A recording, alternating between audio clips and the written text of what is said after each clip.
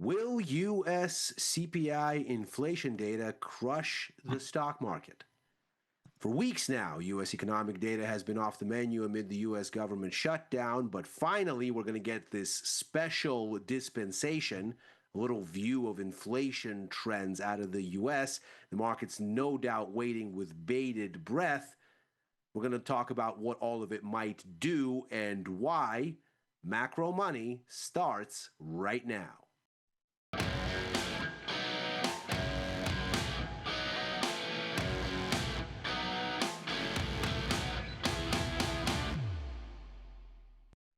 This is Macro Money. I'm Ilya Spivak, head of global macro here at tastylive. And shockingly, our focus is going to be the one big piece of economic data that we've gotten out of the US for weeks here, the US CPI inflation report. Of course, it couldn't come soon enough. We also have a Fed monetary policy announcement next week.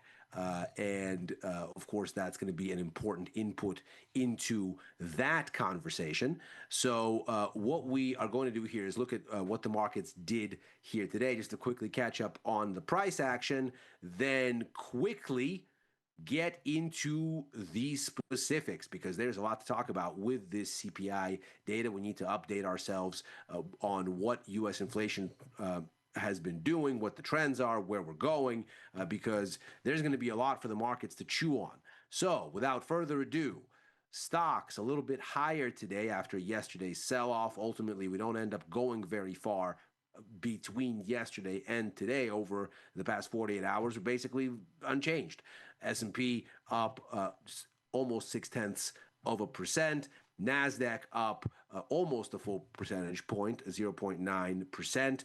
Yields up 1.26% for the 10-year, 1.3% for the 2-year. The big move of the day, of course, crude oil, up 5.54% after the U.S.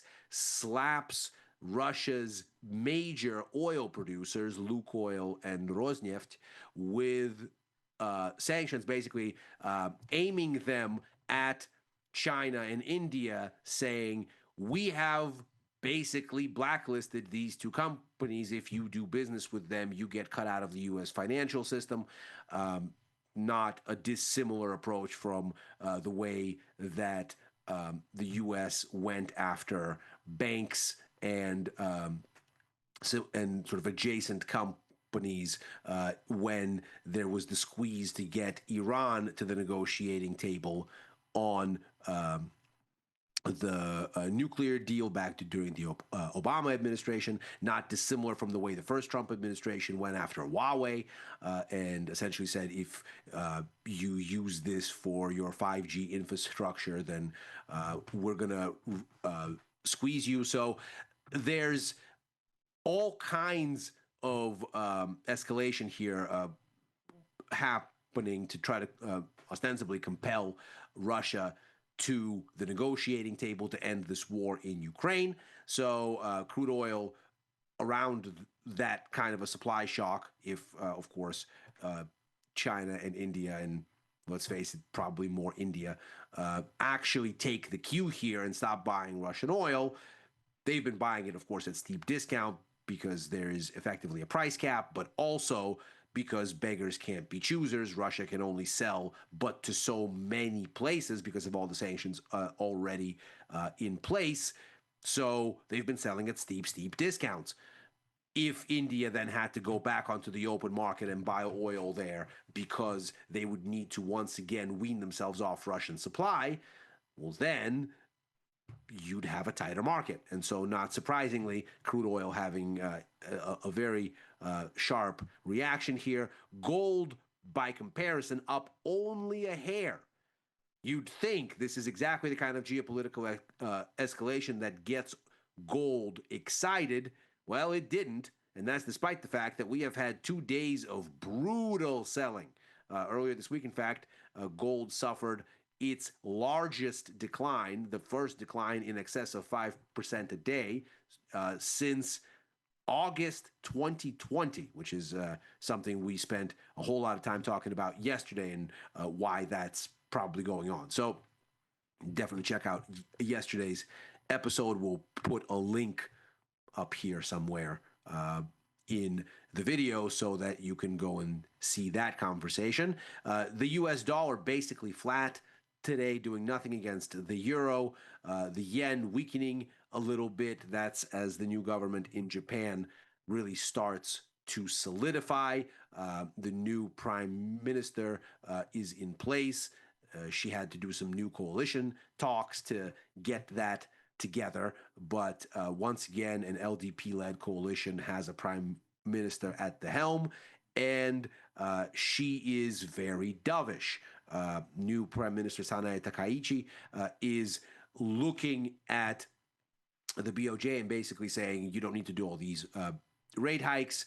In fact, we could stand to go back to Abenomics here.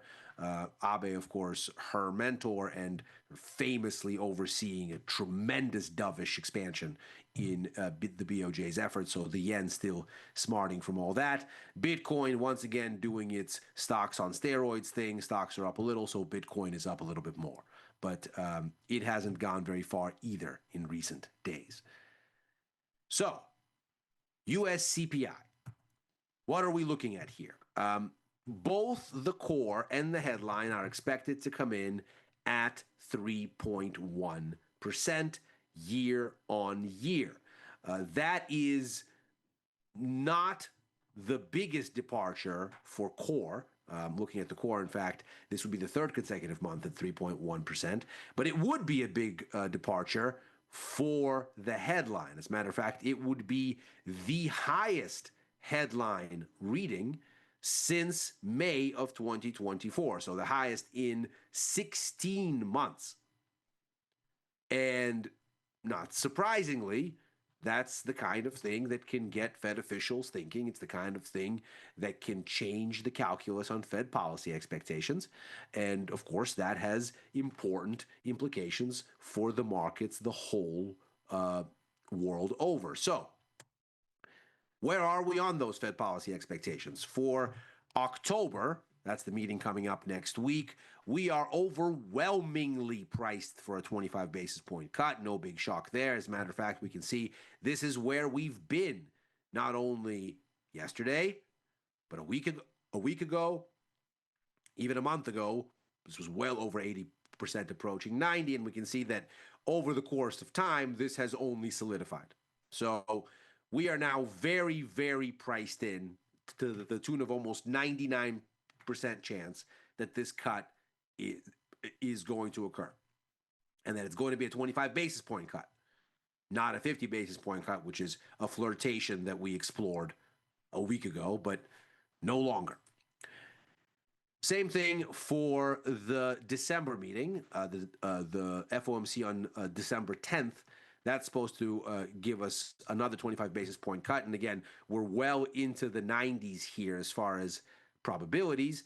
We're a little bit lighter here, only because the markets are entertaining a slightly bigger chance that there is no change at this meeting. But it is a pittance. I mean, when you're this far ahead here, this is almost certainly a given. But perhaps here there's a little bit more room for markets to kind of consider what may be happening and if the likelihood is in fact that high. As far as market pricing is concerned, the larger question, as it has been for weeks now, is not in the outlook for this year. It's what happens thereafter. So if we look at what this report is likely to do, the action is almost certainly not in what is on the menu for this year. Markets seem fully priced in for a cut, again, in both of the incoming meetings. And of course, that lines up with the view that the Fed itself has given us. If we take a look here at the summary of economic projections as it has presented itself here since the last Fed meeting.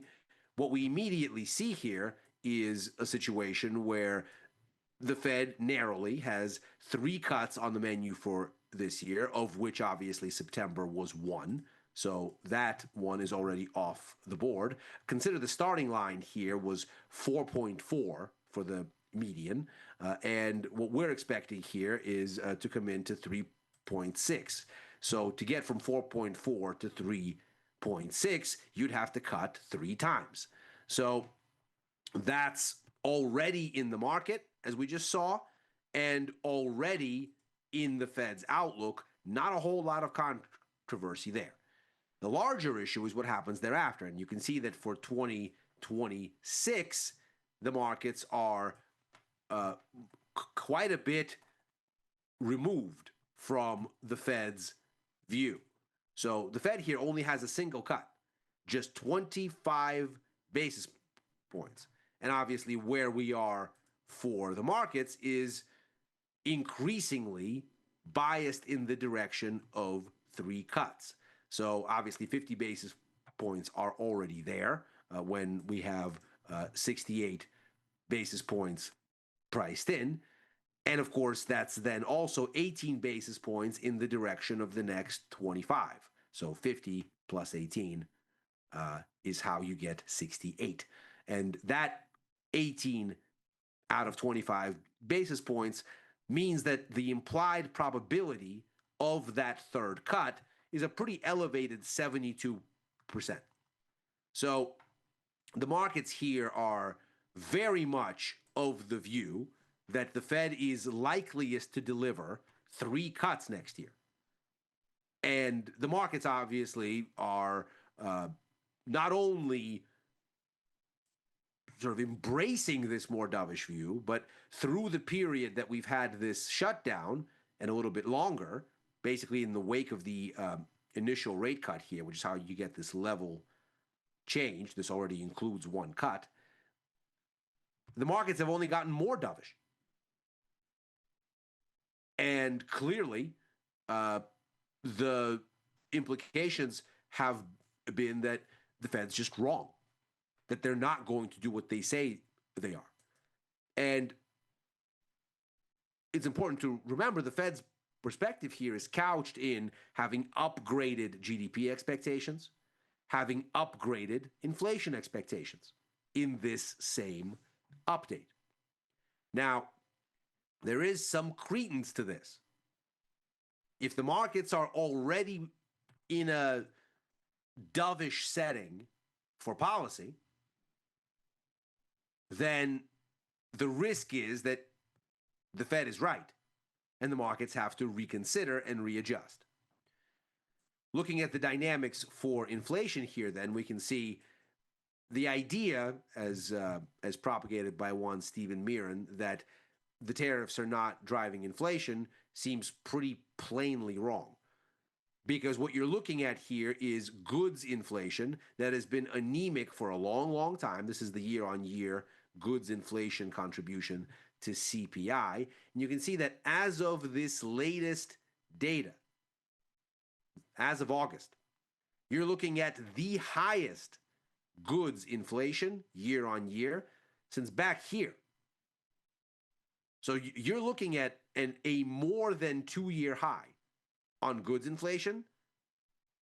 Of course, that's where the tariffs hit. And an escalating one over the past 3 months. So the notion that the tariffs are not appearing here and aren't an uplift, it seems just plainly wrong. The service sector has seen cooling inflation over the past 3 months.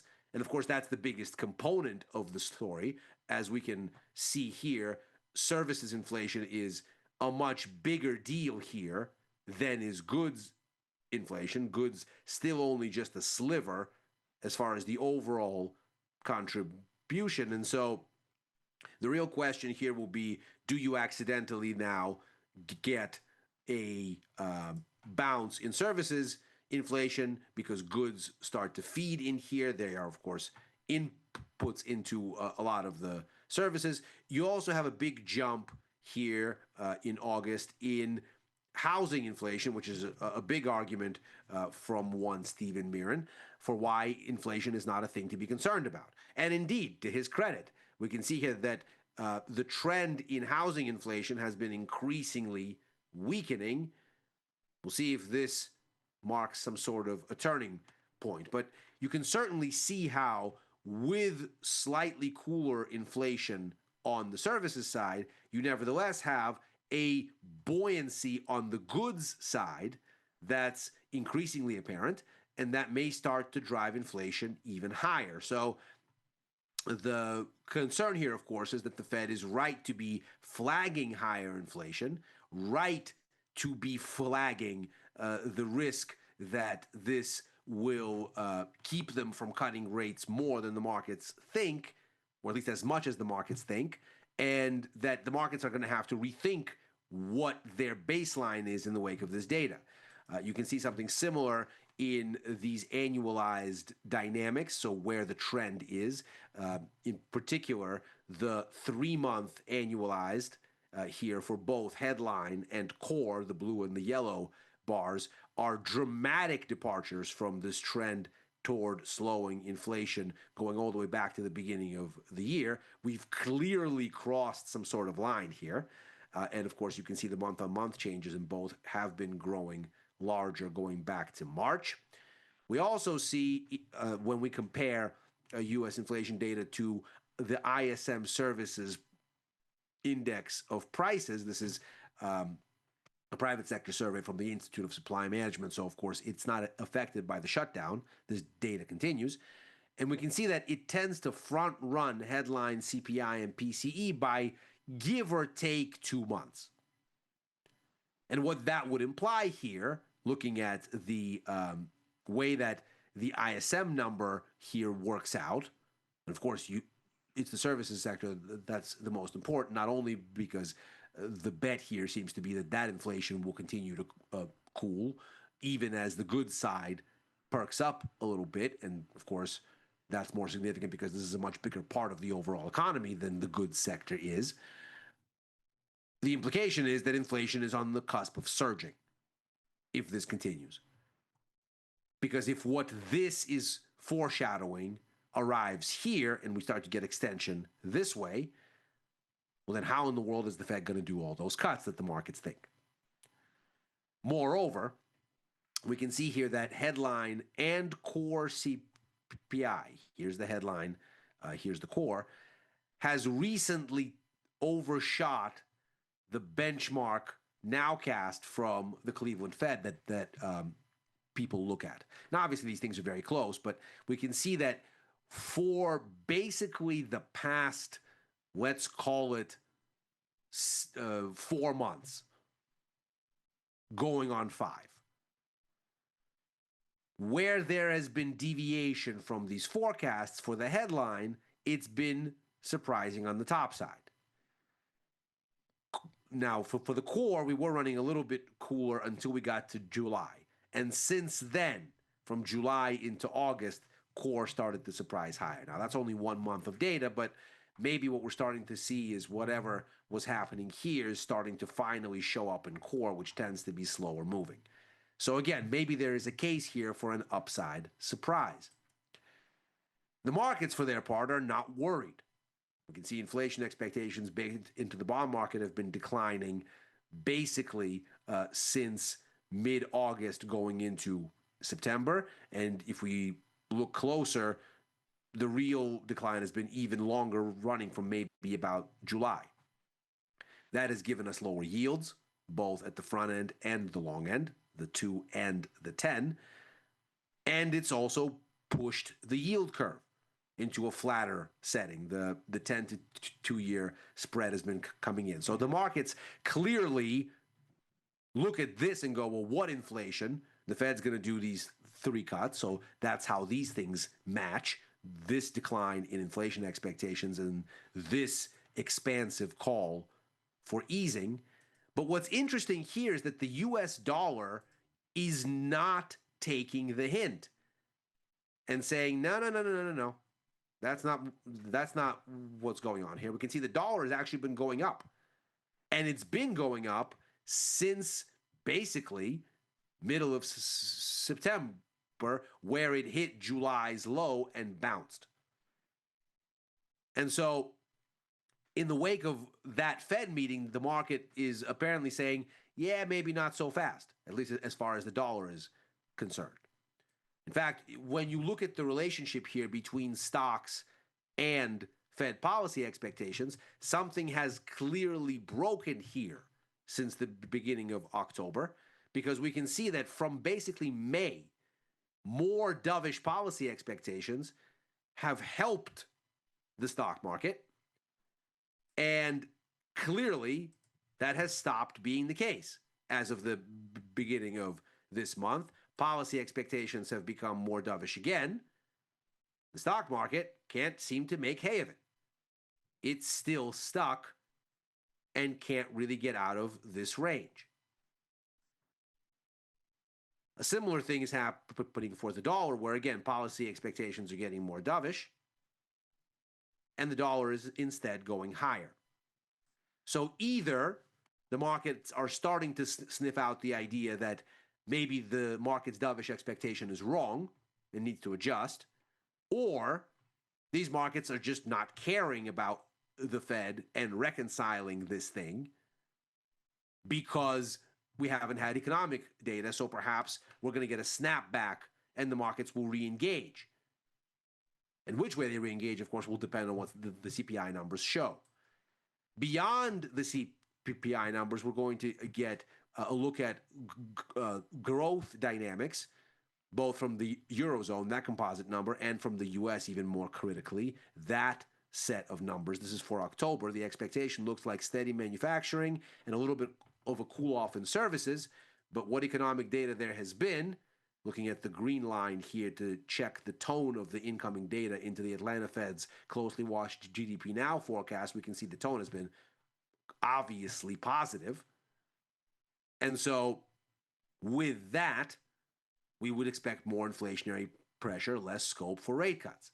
Similar story here for the situation on the economic surprise index for Citigroup. We can see here, if we zoom in, it has been narrowly better than expected in its bias, showing that what U.S. economic data there has been has tended to narrowly outperform relative to expectations. So again, supportive seemingly of less rate cuts in the outlook. There are some earnings on the calendar for tomorrow, but certainly nothing like the Tesla and the Netflix that we already had this week. And the really big splash of tech earnings is the week after, so this is probably an afterthought. And as far as exposure goes, I am about where I was going into this. I got out of my crude oil position yesterday, thankfully, so that spike didn't catch me. But I'm still long the dollar here against the Aussie, the pound, the euro, the Canadian dollar. I'm short all of those. Still short a little bit of gold because of the big sell-off and its soggy recovery today, despite these Russian sanction news seems to encourage that idea. Short risk, both with put verticals against the big stock indexes, NASDAQ and the S&P, as well as Bitcoin, and long the bonds at the long end, which, despite the fact that the CPI number might spook near-term rate cut expectations, probably doesn't end up hurting the long end too badly, because we might get those rate cuts pushed further downwind, and so the curve might twist, and we might get fewer rate cuts on the menu immediately for 2026, but that just means we probably need more of them beyond, and so holding that still. And that is macro money for today. As ever, we are here Monday through Thursday, so this is our last show for the week. We'll be back on Monday.